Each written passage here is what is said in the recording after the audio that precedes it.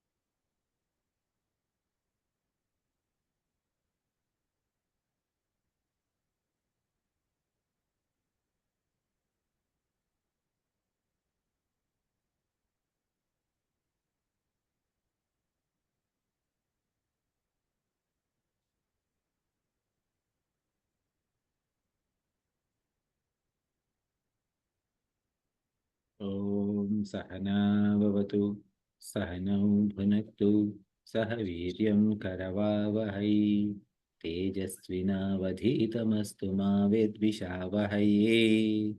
Om Shanti Shanti Shanti.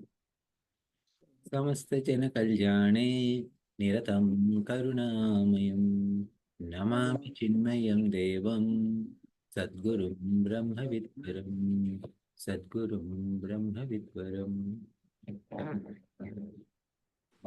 As we are covering chapter 2 of Bhagavad Gita, Sankhya Yoga, we are in the last leg where the Sthita Prajna Lakshanas are being taught. Sthita Prajna means the person of steady wisdom. So, person of steady wisdom with respect to what? It is steady wisdom about the knowledge of Brahman, and steadiness is with reference to that knowledge is so steady that his mind is always reveling in Brahman. With respect to that, we have seen verses 59 to 61 in the last session, where it says Vishya Vinivartante Niraharasya Dehinaha Rasavarjam Rasopi Asya Param Društva Nivartate. So, because the idea was, the question was that, if I'm able to control my senses, can I be called myself as Jnani? So here the answer is given. It's in Vishya Vinivartante Niraharasya Dehina. Niraharasya means no food. No food. So food is fed to Indriyas. It is fed to Indriyas means, of course, for mouth, food is there, and also for each Indriyas, the vastu, the object of that Indriya is the food. So now when we do this Nirahara for these Vishayas, meaning that Indriya Vishya, the food for that Vishya is taken away, then the senses are controlled. Now, even though the senses are controlled, there is rasavarjam. Okay, there is some rasa is varjam. Varjam is leftover. Rasa means taste. Taste for what? Taste for likes and dislikes of a specific Indriya Vishaya. Okay. Yes, that is a gulab jamun. I don't like it. This rasmalai, I love it. So like that, there's a like and a dislike for each of the Indriya Vishayas. So this movie I like, that movie I don't like, this party I like, that party I don't like. Okay. So this team I like, that team I don't like, this person I do, that person I don't. So this is there for pretty much all things in our world or around us. And this rasavarjam, this rasa that is left over, even when that is gone, okay, rasavarjam rasopyasya, that is when param drushtva nivartate. So that is when the knowledge of supreme reality is gained. So now, for that sake, what do we need to do is that the thought process continues saying that etatopi kaunteya purushasya vipassita indriyani pramadhiri harahanti prasabham manaha. So now, even though a person, meaning a seeker, is striving with intellectual understanding, like all of us have intellectual understanding of what is reality. Etatopi vipassitaha, because of that rasa, for this likes and dislikes is there, pramadhini means this pramadhini means turbulent. Indriyani pramadhini means these indriyas, the group of these indriyas are so turbulent and they have a capacity to knock me off at any moment. Okay. Haranti prasapam manaha. So it is going to steal me away. Okay. What is going to take steal? It is going to steal the mind towards that object. So, despite forcibly striving,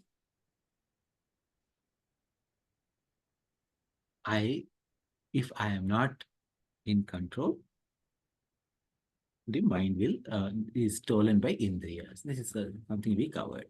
In fact, we also started the 61st verse.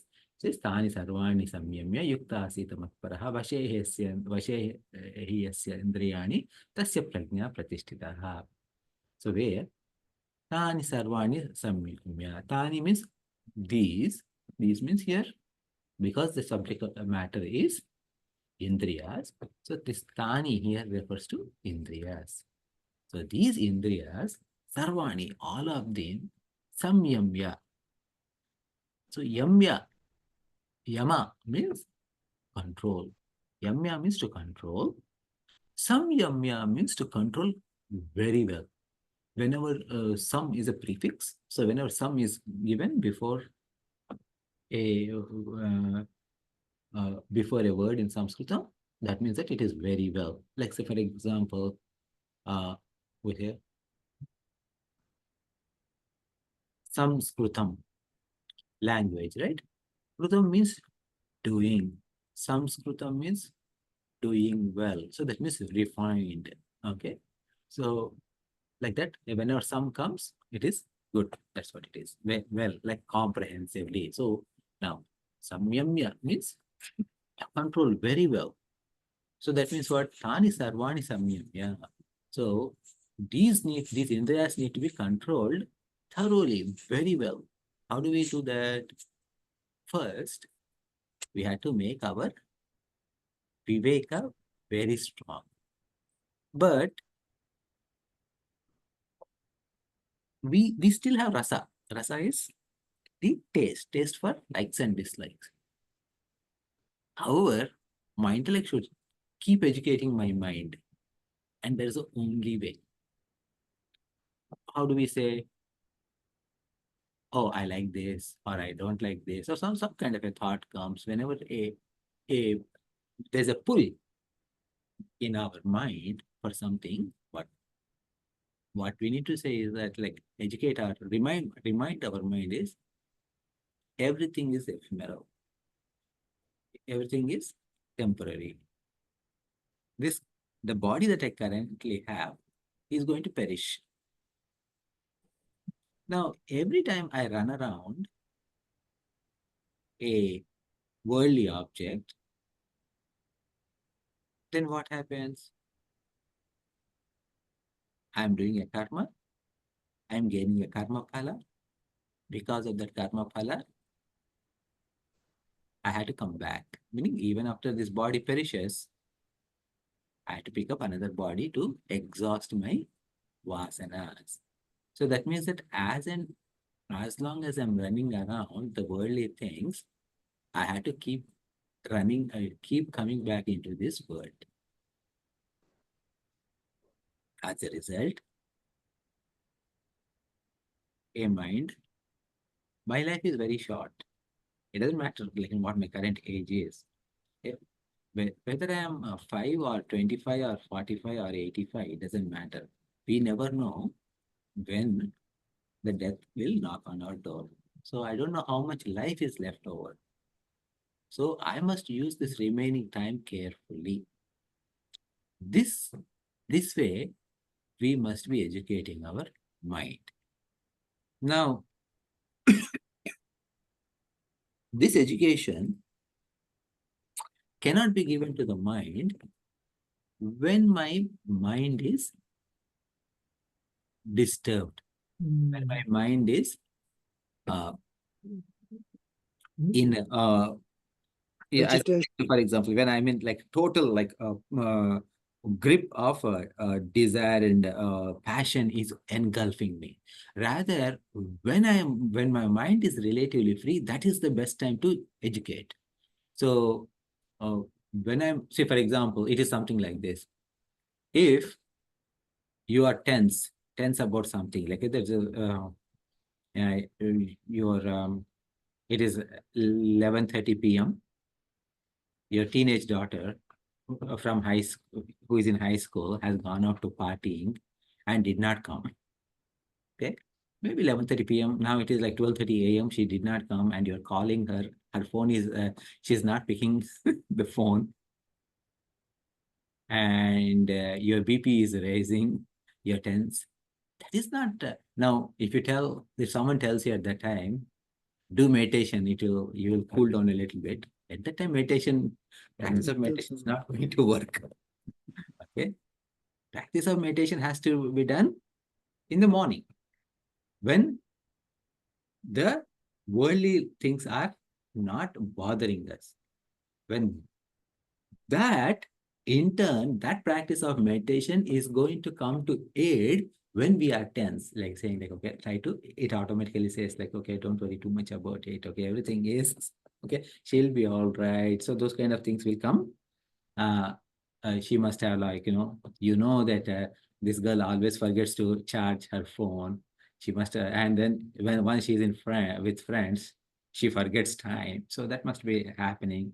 So don't worry, she'll be all right. That kind of a thing has to come, right? So that is happening because of meditation in the morning. But if you try to do meditation at that time, nothing is going to work. So in the same way, this kind of education about the education given by our intellect to our own mind should be done when we are free, we are primarily in sattvic mode. So whenever we are like, okay, we have like some quiet time, that is the time to give this education.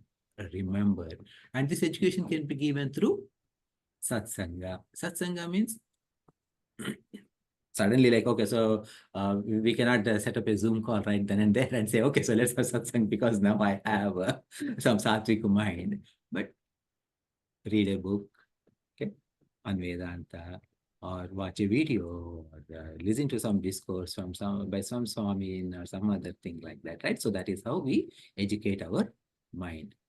So now there is always a battle between my knowledge and these indriyas. Okay? And in this fight, whoever fights harder will survive. So right now, it is my indriyas that are very much stronger. So I need to keep preparing my knowledge stronger and keep giving that knowledge to the mind so that indriyas are becoming steadily weaker. So the samyamya means very well controlling will begin when the indriyas are in quietude mode. So these indriyas, tani sarvani samyamya, all these five senses, not just one or other. Okay. The in Vivek Chudamani, there are certain verses where they talk about different animals, and each of them have got a weakness with respect to one sense organ. So, for example, like fish. Fish is always want to eat something. Anything that is available, it eats. So because of that, when a bait is put, right, the fish catches the bait, and that is the downfall for that. Then it is said that the deer likes smell, and because of that smell, I mean, the using the smell as the bait, the hunter is able to catch it. And what else? Elephant. Elephant, especially in the mating season, it it wants to feel the touch.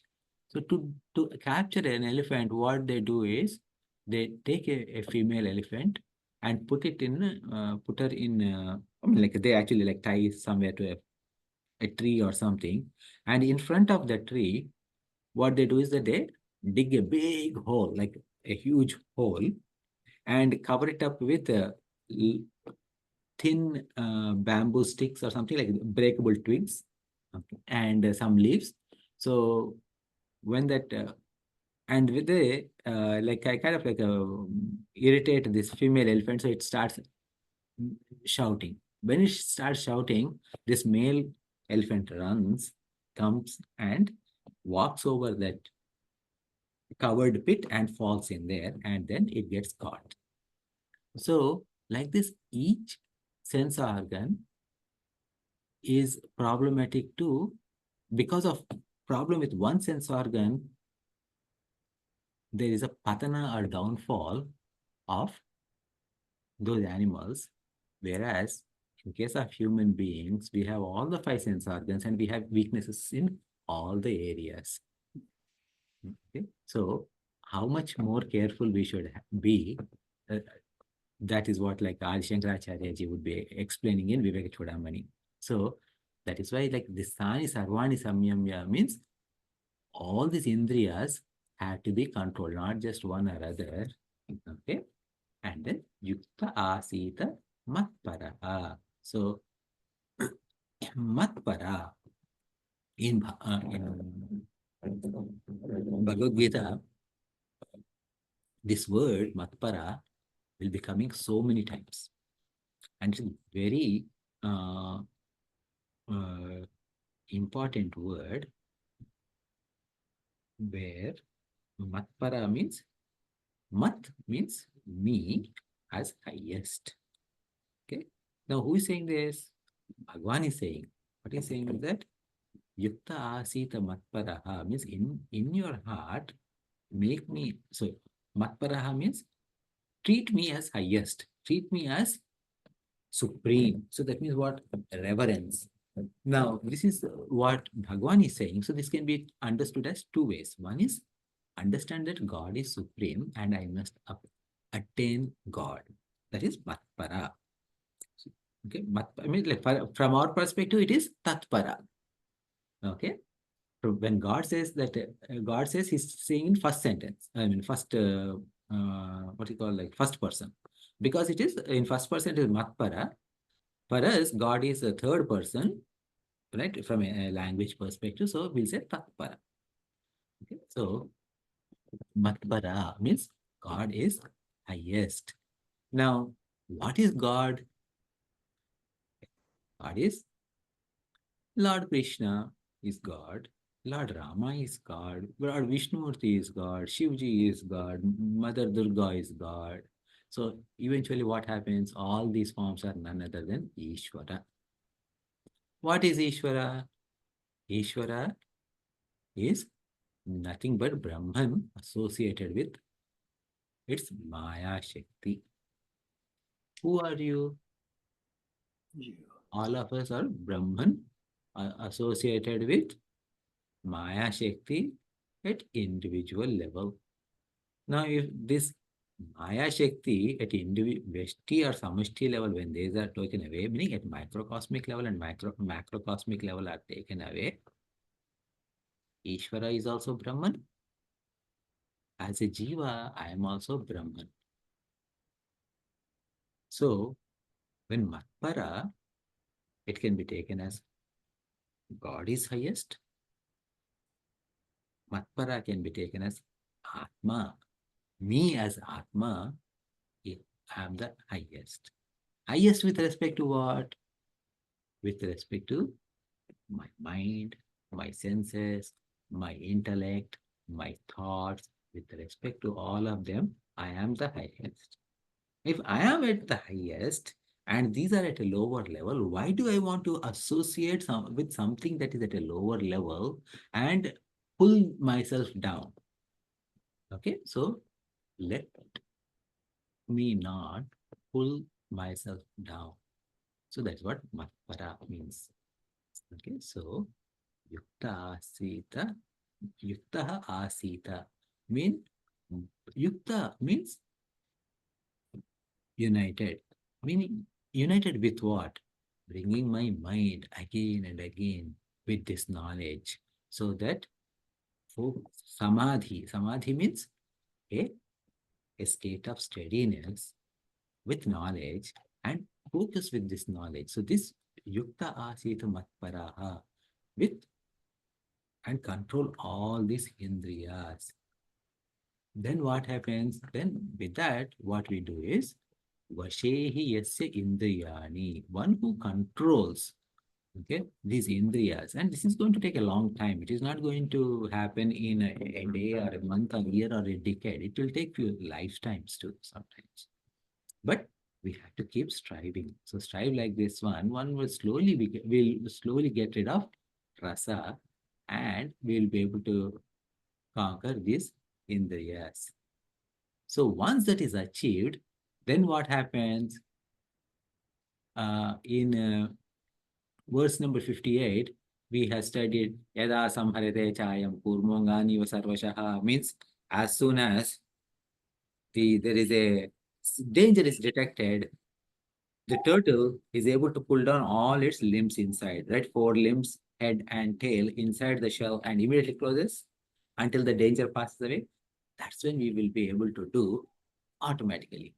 Right now, we are having a little bit difficulty. Even recognizing that there's a danger is not happening because our knowledge is not strong enough.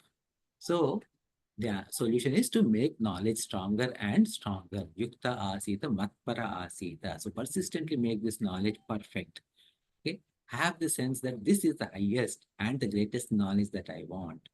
Then what happens is that tasya prajna pratishtitaha. So when in that way, when all these indriyas are controlled, such a person gains liberation. Now, in a Ramayana also, if you look at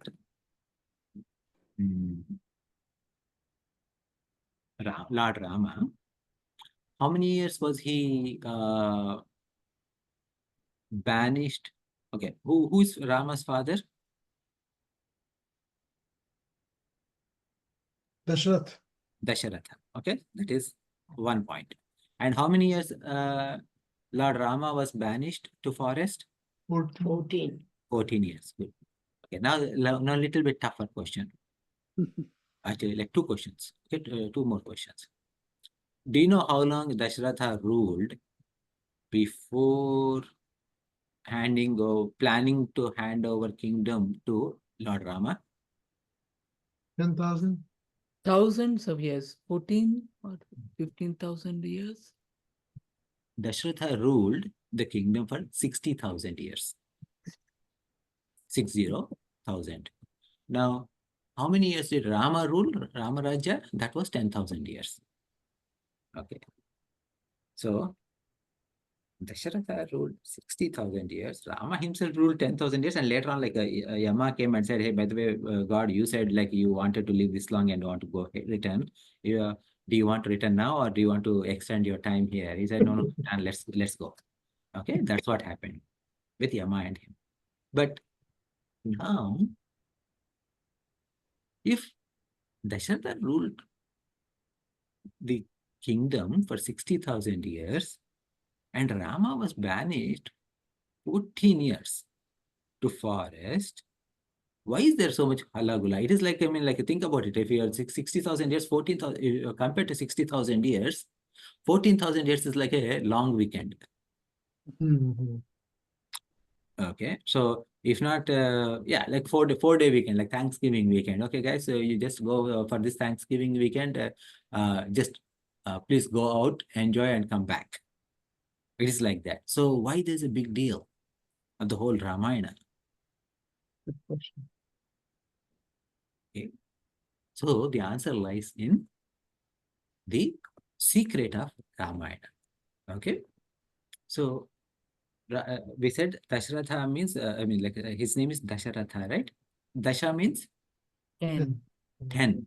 So Ratha means Chariots, yeah. chariot. right? 10 chariots. So what does 10 chariots mean? Like, why 10 chariots? Okay, so what kind of name is 10 chariots? The jnana and the sense organs and the uh, Mhm. other 5 organs. Organs of action. Okay, so Karmendriyas and Jnanendriya. So Dasharatha means one who has got control on Dasha Indriyas that are running in 10 different ways. Okay, Yeah, sir. now Rama is banished in forest for 14 years. Yeah.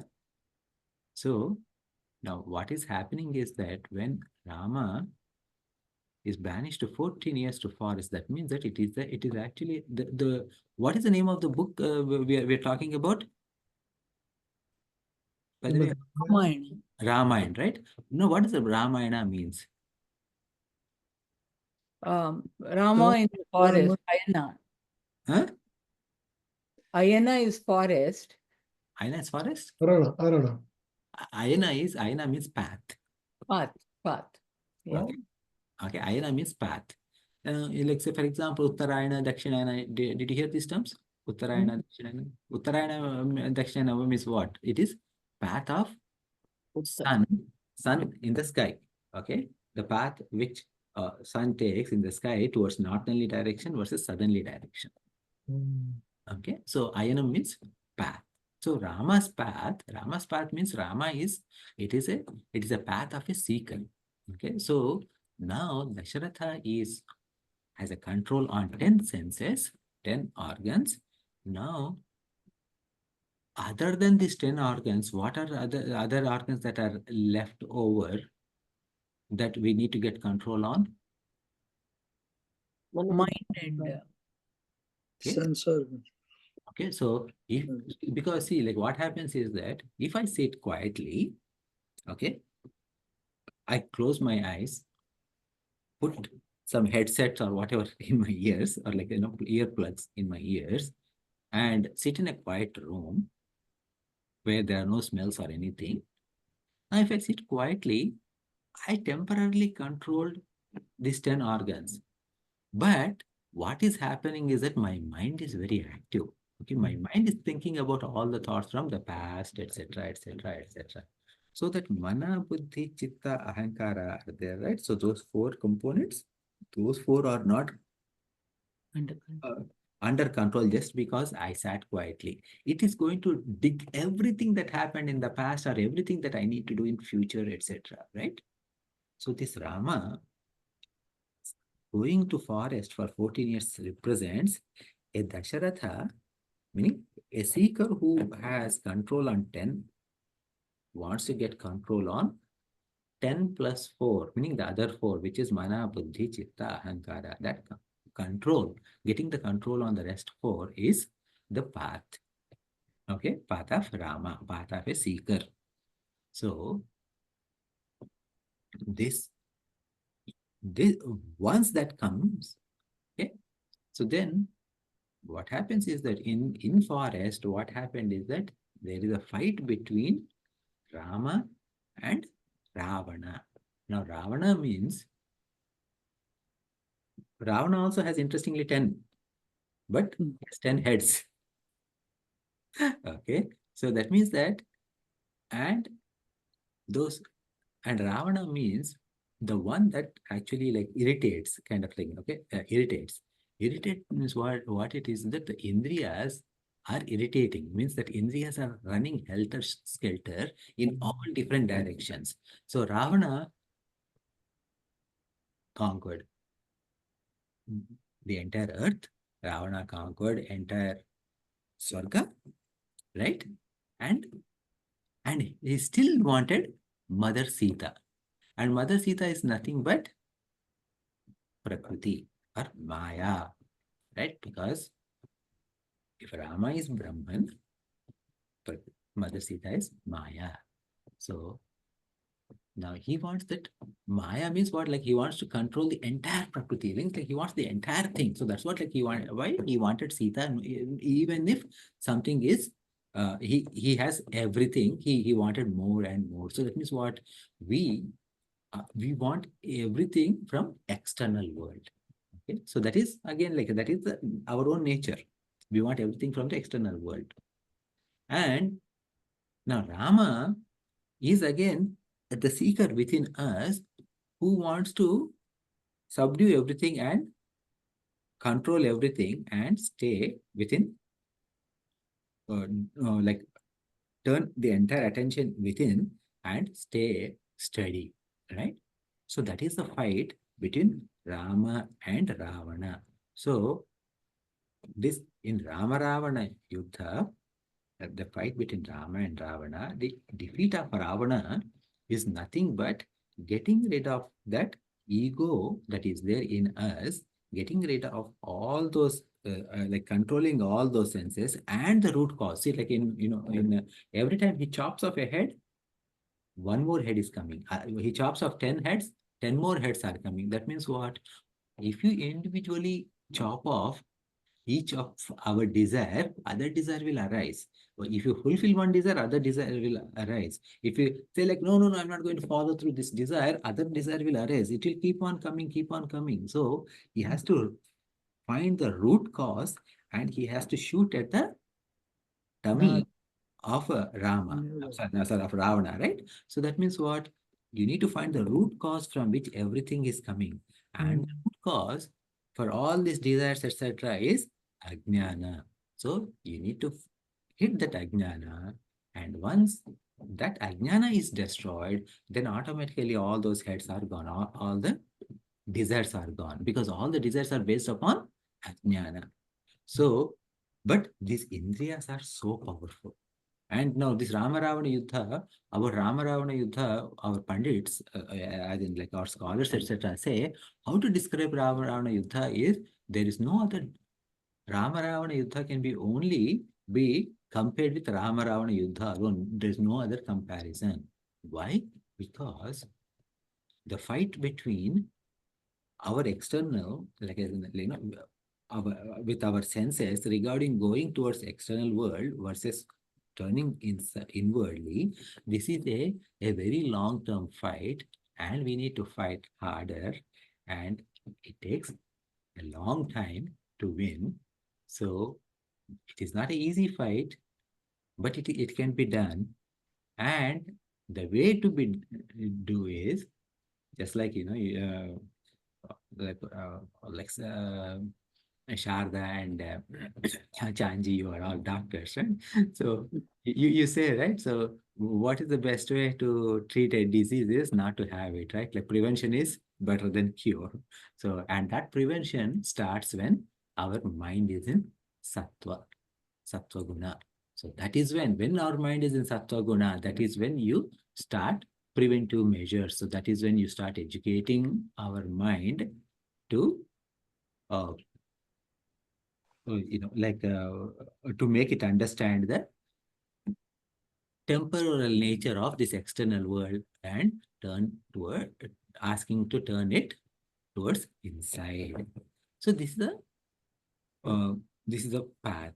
So here our Swamiji, he said a very interesting thing is that it is a sincere person who is successful in this path, not the intelligent person.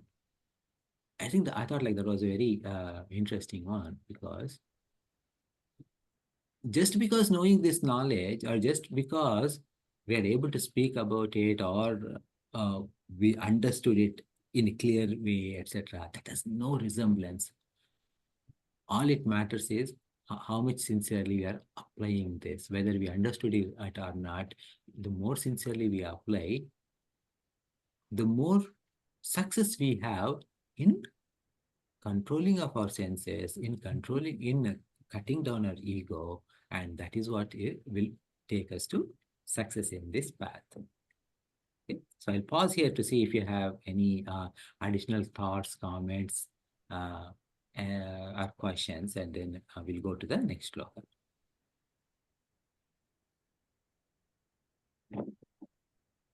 No, I think you made it very easy for us to understand the basics. I think it's so simple, but yet so intricate in terms of dissecting it out properly. And I think at the end, what are we looking for? Temporary pleasure or permanent? Temporary happiness or permanent happiness, or material happiness or spiritual happiness. And I think that is one of the struggles we all face, because we get caught up in the desires are very strong, and gradually, how do you let that go? And I think that's the process we are trying to, do to reflect on it and try to make changes and adjustments and try to say, do I need it? Do I don't need it? Is it important? It's not important. I can do without it. And I think slowly, as we get more and more ability to stay away from, and we get more, I would say, dispassion about things, and I think that will make us feel more calmer internally and will help us to, I think the main thing is to, again, constantly remind who I am and stay tuned with the spiritual, dhyana, and, our devotion should be continuously towards God. The mind should be totally immersed in the concept of being with Brahman as much as we can. And I think that reminder has to be constant. We have to be alert, we have to be vigilant. And as you said, Indiras can get you into trouble any moment.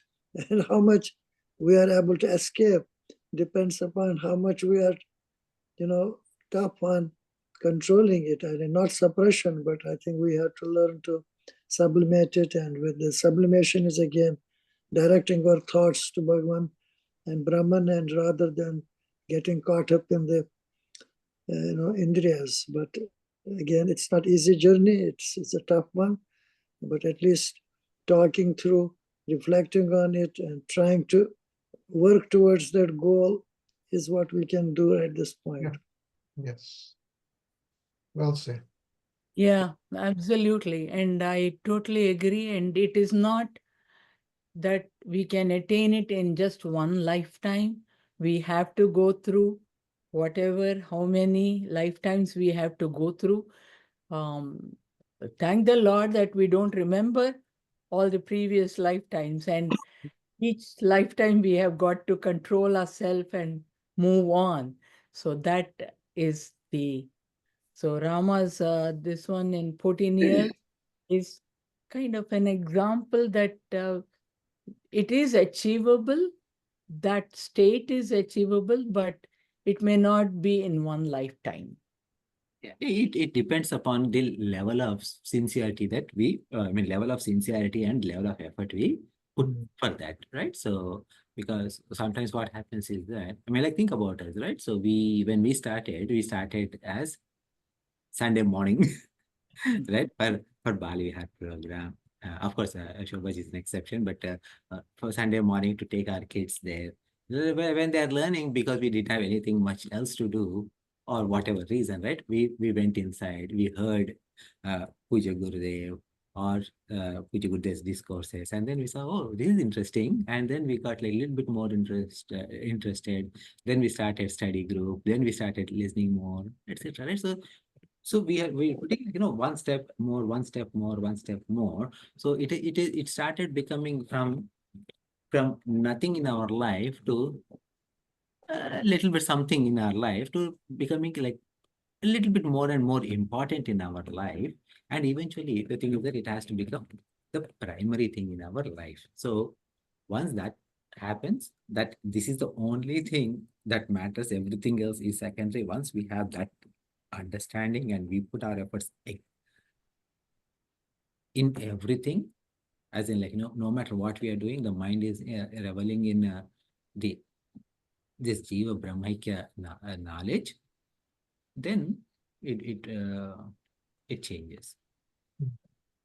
Yeah, I mean, I think what Swami Vivekananda used to say is that it is achievable. It is just your mumukshata, your intense desire. The desire has to be extremely intense. In fact, I think um, if you read the story of um, Ramakrishna, like that intense desire, he would go crazy. Like, but of course, we are not there. But the desire has to be really, really intense to get there. But I think, like everybody said, that it is just. I think we are like taking small steps and hopefully get somewhere in this lifetime. But And Swami Ramakrishna defines intensity is like, what do you seek when you have burning hand? yeah, exactly. Yeah, You don't seek a cup of ice cream. You just want to Mhm. quench your fire. that's That analogy may not apply to Venkatji, but I mean in general. no. I mean, yeah. I mean, I'm just saying that intense desire has to be there to That is to mumukshutva. go on the Yamamukshitva, like to that. I think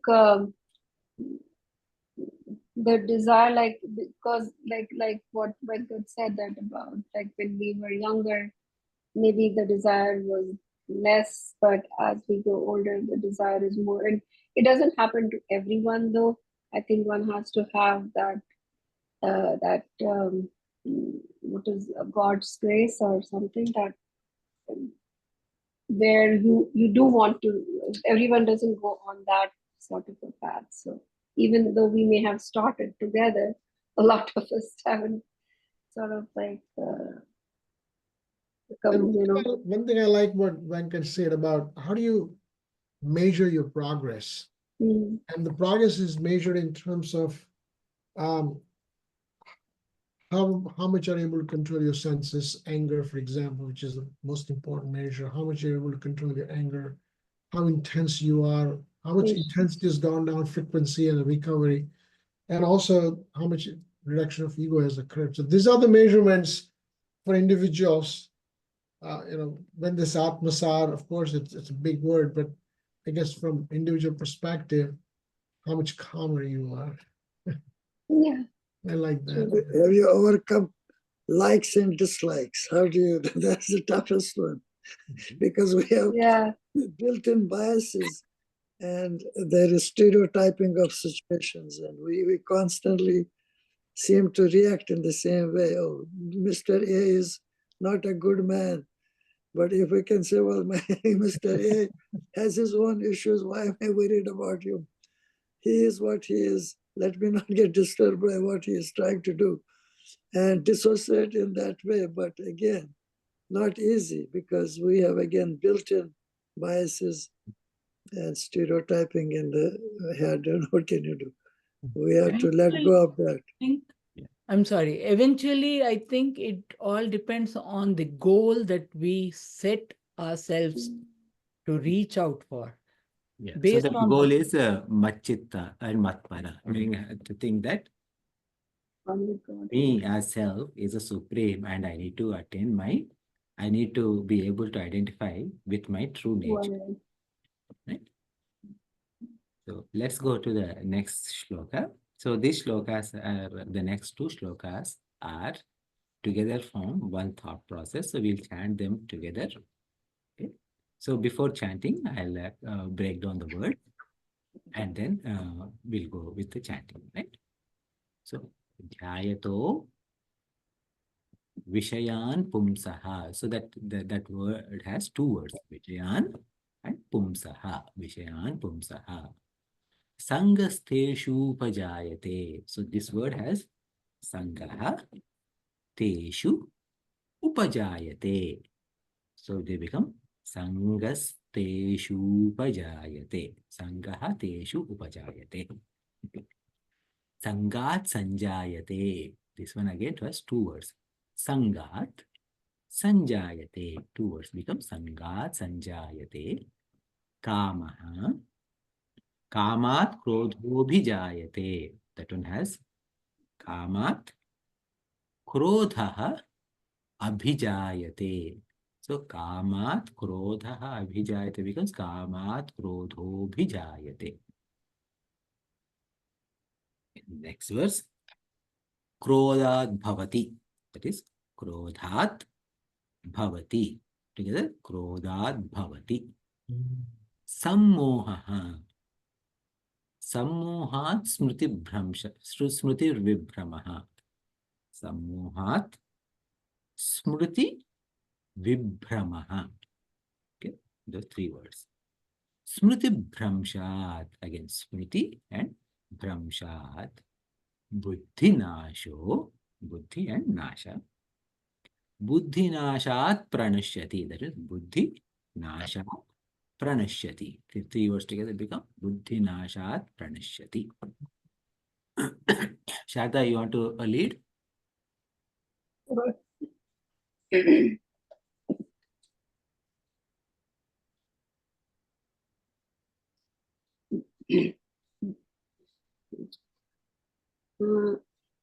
ध्यायातु विषयान् पुंसाः ध्यायतो विषयान् पुंसः सङ्गास्ते सुपुजायते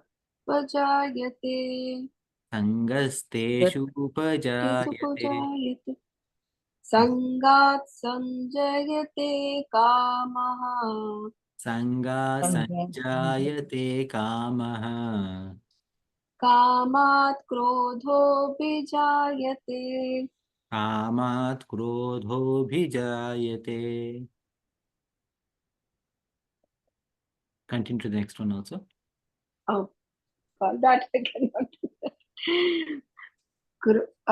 क्रोधात् Bhavati. let me see. Yeah, क्रोधात् भवति सम्मोहः क्रोधात् भवति सम्मोहः सम्मोहात् स्मृतिविभ्रमः सम्मोहात् स्मृतिविभ्रमः स्मृतिभ्रमासात् बुद्धिनाशो Smriti.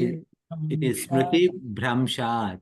भ्रमशात् sorry And when you cut भ्रमशात् down, it should be buddhi nashaha. बुद्धिनाशो Nashaha. Okay. नाशः Keep स्मृतिभ्रमशात् नाशः smriti bhram बुद्धि Shad. smriti bhramshat buddhi nashaha. बुद्धिनाशात् प्रनाशयति Buddhi nashat pranashyati. So these two shlokas are famously together known as ladder of fall. Fall. Okay. So today, because we only have 5 minutes, what we'll do is that we'll go through the top level understanding, I mean, which is pretty much familiar to all of you, and we'll go in detail in our next session. So dhyayate, dhyayataha. So when we start thinking about vishayan, okay, vishayan means about vishayas, about objects. Pumsaha, pumsaha means the person. Okay, so when a person started thinking about those vishayas, sangasteshu upajayate. Sangaha means attachment, teshu, for those objects, is born. Okay, so arises. Upajayate means arises. Now, that means there are so many objects in the world. This is a holiday season. Let's say we go to mall. When we have gone to mall, there are like hundreds of stores are there, and we are walking through those stores, and we are seeing so many things. Our eyes are catching so many things, so many things. But because we're all like mature people, Not all of them catch our attention. Not all of them, we're not attracted to all of them now. Okay? However, you saw something interesting there. Hey, this is something new, something cool. I never seen this before. And now you leave. Then, as you're going into the car, you remember, that was a cool thing. That was an interesting thing. Yeah. And then you go home and you turn on the TV. It so happened that on TV also, the same item is being advertised. Now you say, oh yeah, I saw that on the, in the mall. Oh, that was very interesting. And then next thing, when you go to your friend's home, they actually bought it. You saw that, oh, is it okay? How does it work, etc.? Then you started asking, you started like, thinking about it. I'm like, there's a conversation that happened about this thing, and you came. And then you and your spouse were talking about it. Now, next time, so what happened in all of this? Jayate Vishan Pumsaha Sangasteshu Upajayate. So that Sangha, attachment to that object, has slowly arisen. This is what marketing does. We work in my daily profession, I work with marketing folks. And a marketing, the maxim or the rule of thumb in marketing is that for someone to even notice something, there need to be 14 impressions of that object in some way. So that could be billboard, that could be magazine ad, that could be anything like in an airport ad or like anywhere, it doesn't matter, right? So on it as a TV ad, whatever, a person has to see a thing for 14 times for that object to register in our mind. So that is where the whole advertising comes, and they want to advertise no matter where, no matter what. Right? Even if probably like today, the advertisement has gone so much that even if you go into there could be some advertisements. I know, like I went to the DMV office and there's some advertisements there, right? So this is how the Sangaha attachment has arisen. Sangat Sanjayate Kamaha. Now, after that, what happens? Because of this Sangha, this Bhogecha means desire. A desire to enjoy this object comes. And when it comes with such a force that I get carried away. With Sangat Sanjayate Kama. Kama is desire. Now, when the desire comes, what happened? Kamat Krodho Bhijayate. From desire rises anger. What do you mean by from desire rises anger? So there are like actually multiple steps that are omitted in here. Because Bhagavan Krishna is answering Arjuna's questions in war, right? In the war is about to begin, and that's when Arjuna got cold feet, and Bhagavan is trying to tell him, Bhagavan's objective is to get Arjuna get up and fight, but he's refusing to fight, right? So that's why like some parts are omitted. But later on, of course, like probably Krishna realized that Arjuna is not going to fight that easily, and it takes a whole 18 different chapters, much later probably. But so what happens is from Kama to Krodha, when there is a desire, you had two possibilities. Possibility one, you have ability and means to fulfill the desire, and you fulfill the desire. So then that karma is satisfied. When that karma is satisfied, that karma doesn't end there. A new desire will come. And this desire will be like a sequel, right? Any movie you see, right? The sequel will be bigger, more fights, right? If it's if it's an action movie, more actions, more this thing, right? Fast and Furious 1 versus Fast and Furious 2 versus 3 versus 4 versus 5 versus 6, more actors, more heroes, more villains, more cars, more this thing. So whether you take Fast and Furious, Star Wars, whatever you think, right? So like the sequel of our desires will be like bigger and bigger. And when the desires are bigger, what happens is that our ability to fulfill all our desires is not possible. And we hit a point, so that when the desire is bigger, or what it means is that it is lobha. It is leading to lobha. Lobha means greed. If the desire is failed, eventually you come to a point where the desire fails. When the desire is failed, then that is when anger comes. Why is it this? I want this, and how come I did not get it? And when that desire, when that anger comes, krodhat bhavati sammohaha. From that krodha comes delusion. Why does delusion come from anger?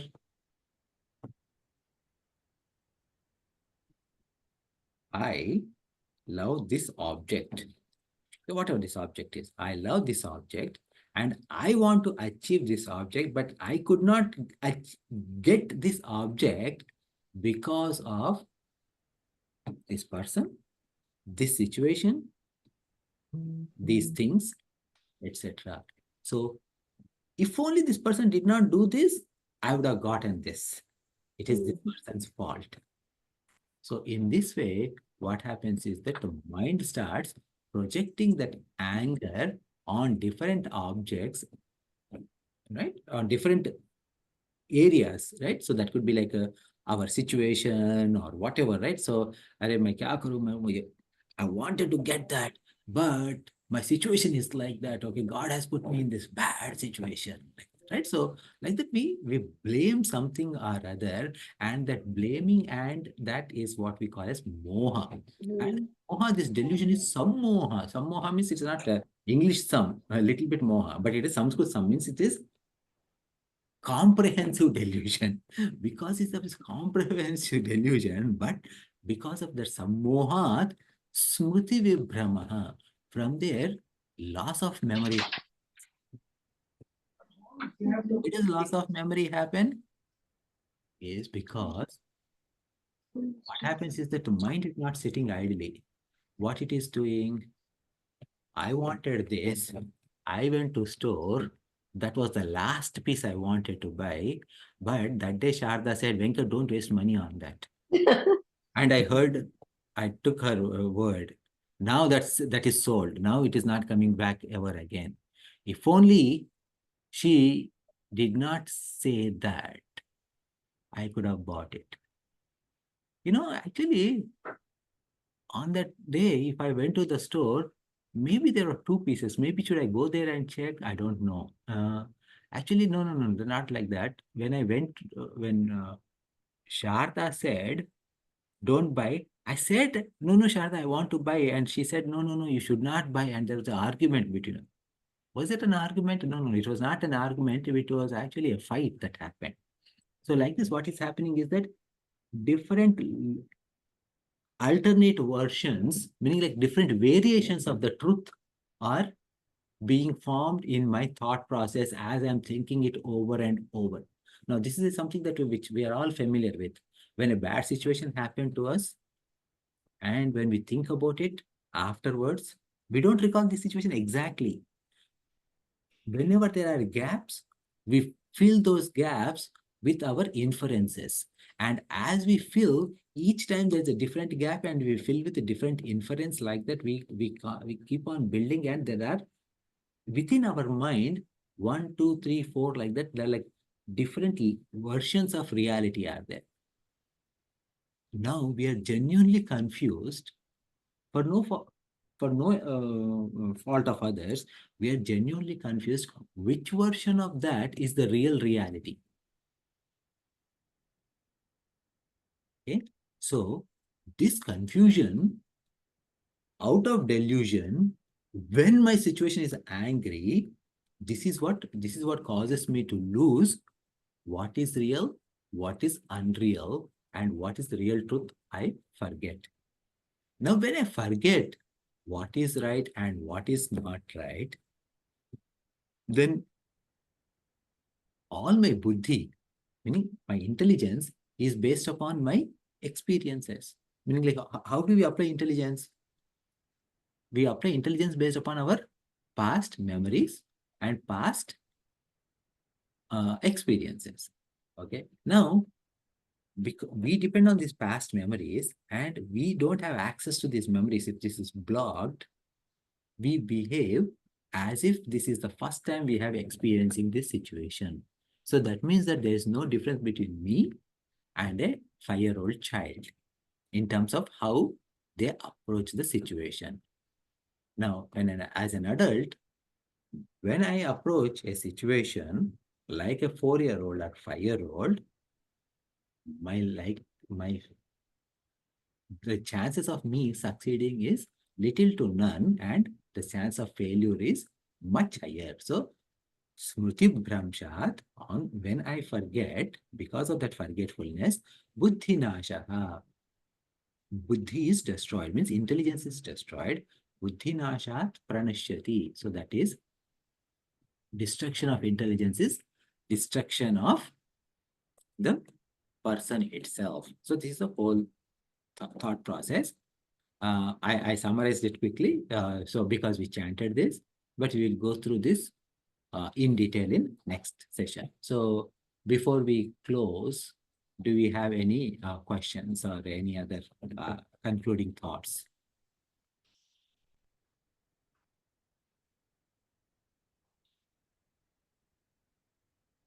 So shall we close then? Yeah, one. Go So ahead. this buddhi nashaha.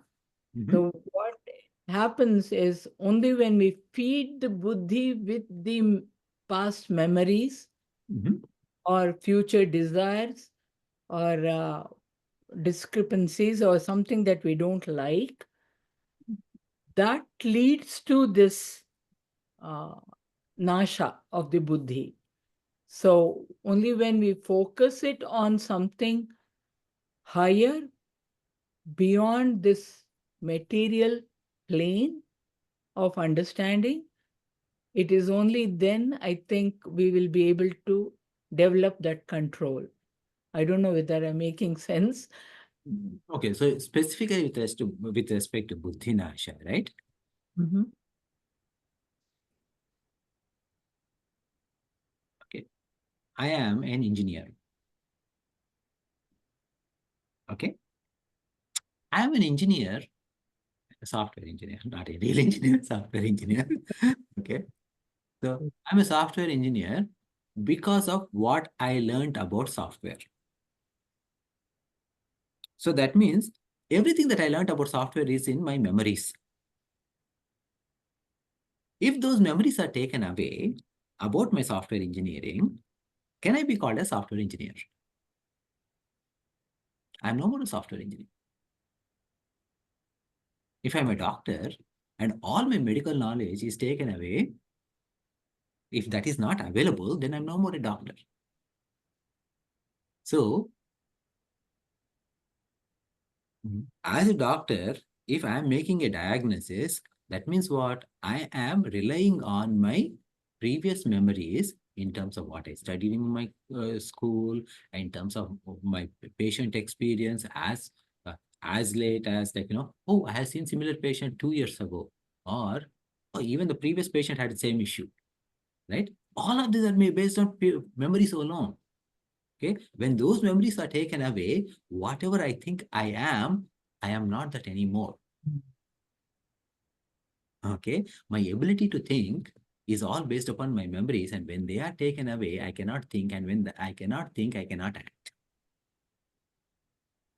That's what it is. Okay. Yeah. Oh.